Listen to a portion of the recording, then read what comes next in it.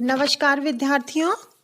पाश्चात्य काव्य शास्त्र के अंतर्गत हम अरस्तु के सिद्धांतों का अध्ययन कर रहे थे।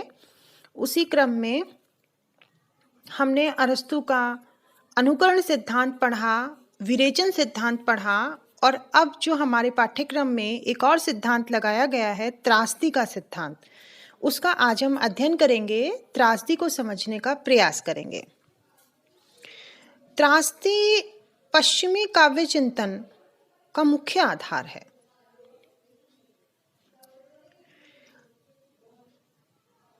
त्रासदी जो शब्द है वो ट्रेगास से बना है।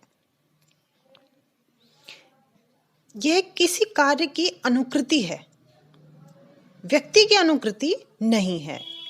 कार्य की अनुकृति से संबंध केवल कर्म से नहीं बल्कि इस कर्म को उत्पन्न करने वाले भाव और विचार से भी है।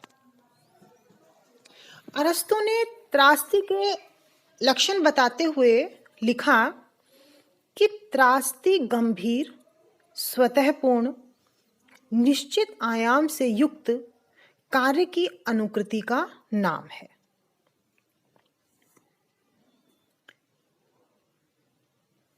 यह कार्य व्यापार के रूप में ही होती है। तो इस परिभाषा के बाद हमने क्या क्या जाना, इससे क्या लक्षण निकल के आए त्रासदी के, कि त्रासदी का कार्य गंभीर और स्वतःपूर्ण होता है। त्रासदी में कथानक का एक निश्चित आयाम होता है। त्रासदी कार्य की अनुकृति है। त्रासदी में कार्य का वर्णन नहीं होता, प्रदर्शन होता है। इसमें जीवन के गंभीर पक्ष का चित्रण होता है। इसकी जो माध्यम है त्रासदी का, वो भाषा होती है।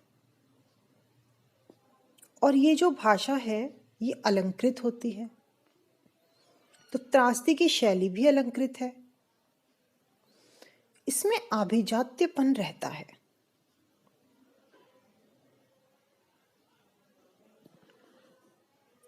त्रासदी में कार्य व्यापार का वर्णन नहीं अपितु प्रस्तुति होती है।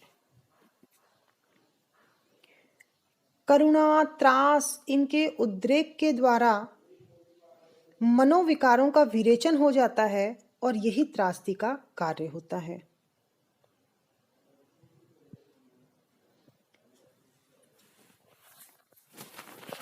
त्रासदी का बुनियादी उद्देश्य ही यही है कि करुणा और त्रास मनोभावों का उद्रेक करना, तत्पश्चात शमन करना, जिससे प्रेक्षक का मानसिक संतुलन बना रहता है और अनावश्यक विकार भी समाप्त हो जाते हैं।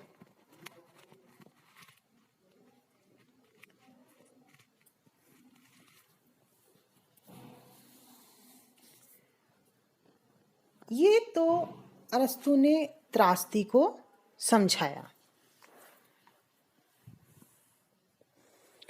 और त्रासदी के 6 अनिवार्य अंग वो स्वीकार करते हैं, जिनमें कथानक, चरित्र चित्रण, पद रचना, विचार तत्व, संगीत, दृश्य विधान।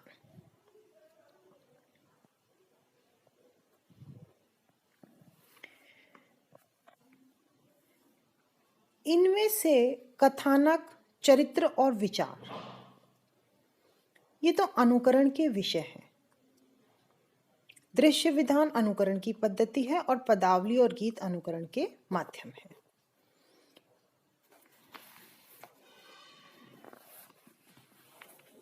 इन 6 अंगों पर हम विस्तार से चर्चा करेंगे। इसके अलावा त्रासदी के 4 भेद भी करते हैं। एक जटिल त्रासदी, करुण त्रासदी, नैतिक त्रासदी और सरल त्रासदी। और जो जटिल त्रासदी है उस पर विचार विस्तार से करके उसके दो पहलू बताते हैं, स्थिति विपर्य और अभिज्ञान। फिर इनको भी वो समझाते हैं कि ये क्या है। त्रासदी का सबसे प्रबल रागात्मक तत्व स्थिति विपर्य और अभिज्ञान ही है। इसको हम कथानक के अंतर्गत समझेंगे। त्रासदी के संगठन संबंधी भी 4 अंग हैं: प्रस्तावना, उपाख्यान, उपसंहार और वृंदगान, जिसे समूह ज्ञान भी कहते हैं। ये तो हमने त्रासदी के बारे में मोटे मोटे तौर पर अध्ययन किया। अब हम त्रासदी के अंगों पर आते हैं और त्रासदी का पहला अंग है कथानक। कथानक त्रासदी की आत्मा है।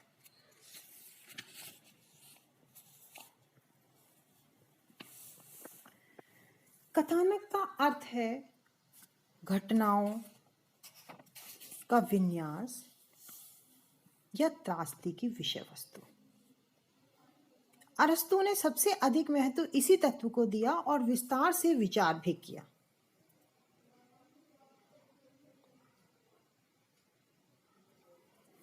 उन्होंने कथानक पर आधार, विस्तार, संरचना, भेद, वस्तु विन्यास सभी दृष्टियों से विचार किया। उनका मानना है कि त्रासदी कार्य की अनुकृति है और कथानक उसी कार्य व्यापार को प्रस्तुत करता है।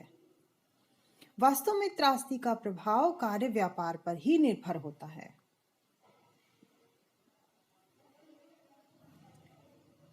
त्रासदी के कथानक के अरस्तु ने 3 मुख्य स्रोत भी स्वीकार किए: दंत कथाएं, कल्पना और इतिहास।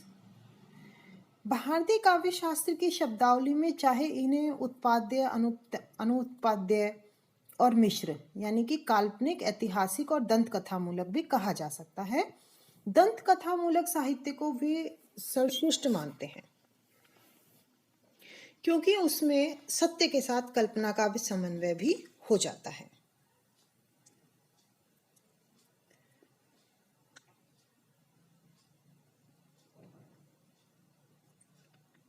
त्रासदी के सबसे प्रबल रागात्मक तत्व स्थिति विपर्य और अभिज्ञान ये कथानक के ही अंग हैं।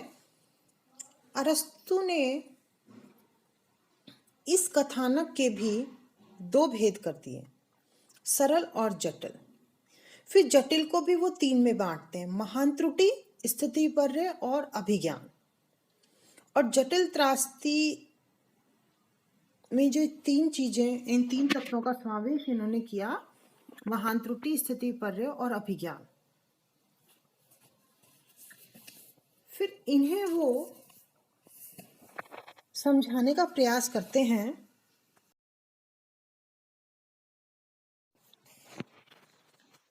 सरल कथानक तो वह है जिसका कार्य व्यापार इकहरा और अविच्छिन्न होता है, जिसमें स्थिति विपर्य और अभिज्ञान के बिना ही भाग्य परिवर्तन हो जाता है। और जटिल कथानक का आधार जटिल व्यापार होता है। जटिल व्यापार वह है जहां भाग्य परिवर्तन स्थिति विपर्य और अभिज्ञान दोनों के द्वारा घटित होता है। जटिल कथानक के प्रबंध विधान में इन दोनों का, स्थिति विपर्य का और अभिज्ञान का, विशेष महत्व है। स्थिति विपर्य को समझाते हुए कहते हैं कि ऐसा परिवर्तन जिसमें कार्य व्यापार सर्वथा विपरीत दिशा में मुड़ जाता है। अभिज्ञान शब्द से ही दूसरा अभिज्ञान शब्द है। अभिज्ञान शब्द से ही उसका अर्थ है अज्ञान की ज्ञान में परिणति। अभिज्ञान में कार्य व्यापार के बीच किसी अज्ञात तथ्य के सहसा उद्घाटन से कार्य की गति में महत्वपूर्ण मोड़ आ जाता है और इसी के कारण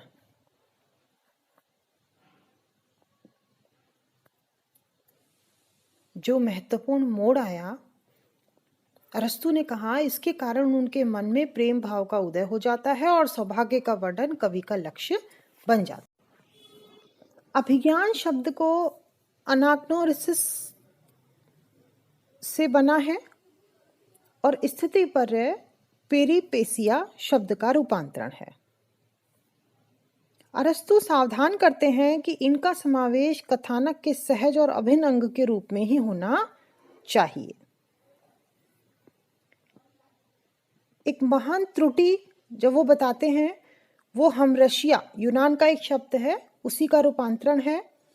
अरस्तु इसमें स्थापित करते हैं कि त्रासदी का नायक अति मानव नहीं होता, केवल मानव होता है। अतः इसमें मानवोचित गुण दोष होते हैं। इसी कारण जीवन में नायक कुछ ऐसी त्रुटि कर देता है जिससे स्थिति पर उत्पन्न होता है, यानी अचानक एक मोड़ आ जाता है। और यह कोई नैतिक दोष भी नहीं है, क्योंकि यह त्रुटि चारित्रिक भूल या कमजोरी के कारण ही होती है जो दुखद परिणाम देती है। इसीलिए ये महान त्रुटि कहलाती है। तो इस प्रकार हमने तीनों को समझा, महान त्रुटि को, अभिज्ञान को, स्थिति विपर्य को। कथानक या कथा वस्तु की जब वो गुणों की बात करते हैं तो इसमें पहला एकान्विति, यानी शुरू से अंत तक क्रमानुसार भावों का विकास और पूर्णता। दूसरा है संभाव्य, सहज विकास, कौतूहल वर्धक विस्मय और साधारणीकरण।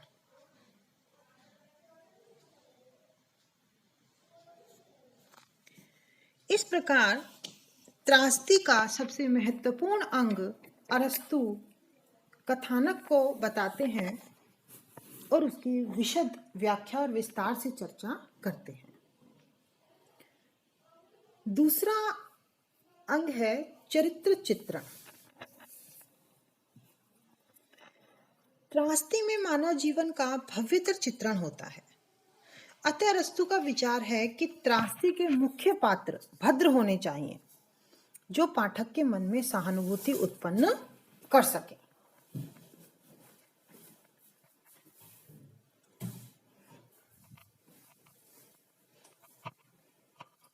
पात्रों में औचित्य होना चाहिए,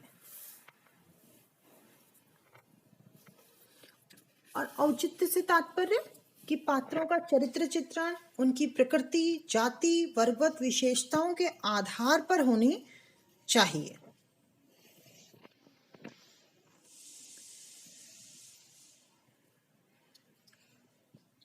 अरस्तु कहते हैं कि चरित्रों में एक रूपता हो, यानी चरित्र जीवन के अनुरूप हो। भले ही चरित्र में अस्थिरता हो, लेकिन एक रूपता होनी चाहिए।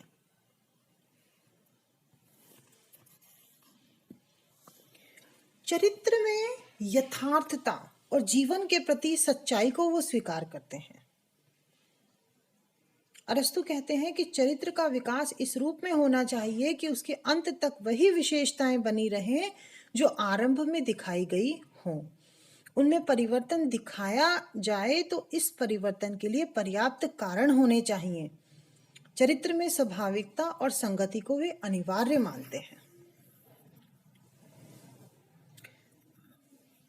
पात्र में आदर्श और यथार्थ का उचित और कलात्मक समन्वय होना चाहिए। यदि कोई चरित्र गतिशील है तो उसमें परिवर्तन भी असंगत और अयथार्थवादी न हो, और यह परिवर्तन पात्र की मूल प्रवृत्ति के अनुरूप होना चाहिए।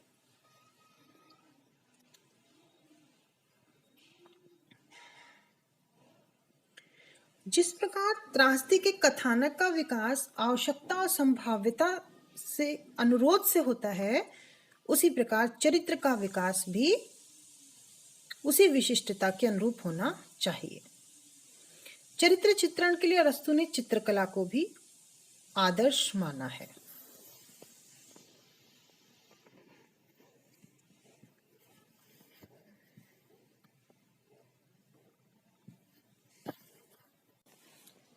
कथानक का जो नायक है, त्रासदी का जो नायक है, वो न तो पूर्णतः निर्दोष और न ही नितांत सज्जन व्यक्ति होना चाहिए और ना ही पूर्णतः खलपात्र होना चाहिए।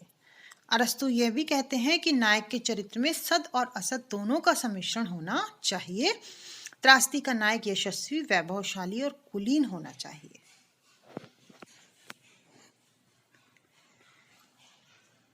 तीसरा